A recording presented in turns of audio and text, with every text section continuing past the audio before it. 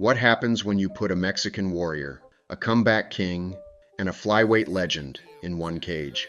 Imagine this. The lights are low, the crowd is electric, and two fighters stand across from each other, not just ready to throw hands, but to rewrite their stories.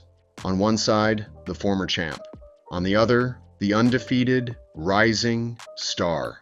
Both with something to prove, both with something to lose. This was more than just a fight. This was a test of resilience, a statement to the division, and one hell of a return for Brandon, the assassin baby, Moreno. Let's get into it. Round 1, setting the stage. The referee brings them to the center. Protect yourselves at all times. Obey my commands. If you want to touch gloves, do it now. A nod, a touch, and boom, the fight is on. Brandon Moreno, in red, fighting for Mexico, walks out like a man on a mission. This is his 32nd professional bout, 17 of those in the UFC. He's been here before, but tonight feels different. He's not just trying to win, trying to reclaim something. Across from him, Amir Albazi, cool, focused, undefeated in the UFC. A 17-1 record, 6-fight win streak, and finally in the spotlight. But he's not just here to survive. He's here to seize the moment, and right away, it's clear. Both men came to fight.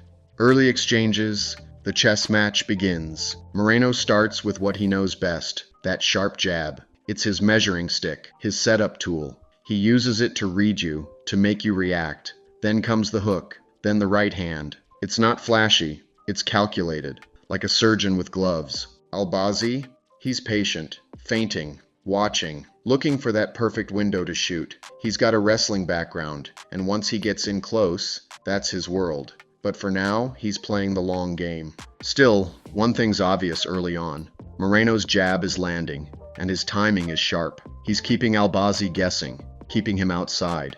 That long reach, deceptive for his size, is doing serious work. The crowd, the coaches, the pressure, the Canadian crowd, loud. They know they're witnessing something big. They cheer every clean shot, every slick slip, every exchange. Moreno's camp is locked in. His coaches, who came together in Vegas to help him prep for this fight, are shouting instructions, pushing him to keep the pressure high. Back in his last camp, Moreno trained in the mountains of Mexico, really pushed himself to the edge. And even though he's back home now with his family, the grind is still real. You can see it in how he fights. Focused, crisp, relentless. Albazi, meanwhile, is trying to find rhythm. But here's the thing. This is his first fight back after a brutal stretch. Heart surgery, neck surgery. At one point, his heart rate spiked to 239 during training. Just being here is a miracle. But in the octagon, miracles mean nothing. You either show up or you get left behind. Late in round 1, momentum shift. Moreno lands a clean right. Albazi stumbles slightly. Then Moreno steps in, hook, hook, jab. He's flowing now. This is vintage assassin baby. Sharp combos, great head movement, and control of distance. Albazi fires back, lands a solid body shot, but he's getting outworked. By the end of the round, Moreno's confidence was rising. You can see it in his footwork, in the way he throws and exits. He's not just fighting, he's performing. Bell rings. Round 1 in the books. Round 2, pressure rises. Now the pace picks up. Albazi is starting to press forward more, using a tight guard, high hands, trying to absorb and counter. But Moreno, he slices through that guard like butter. That jab is relentless. Every time Albazi leans forward, he gets tagged. Moreno isn't just landing shots. He's landing with intent. He's throwing to the body, switching levels, mixing it up. He's not giving Albazi the same look twice. Albazi finally gets a takedown. Briefly. Moreno pops right back up. No hesitation. That kind of thing demoralizes you. You work so hard for a takedown, and the guy is up before you can capitalize. It's exhausting. Mentally and physically. Midway through the fight, Albazi fades. Moreno shines. Now we're deep into round 3, and Albazi's output is low. He's still dangerous. He's got that one-punch power, but he's falling behind on volume. Moreno is piling on strikes, body shots, leg kicks, a sharp left hook that nearly spins Albazi around. And then, boom, Moreno lands a clean right. Albazi wobbles. The crowd goes nuts.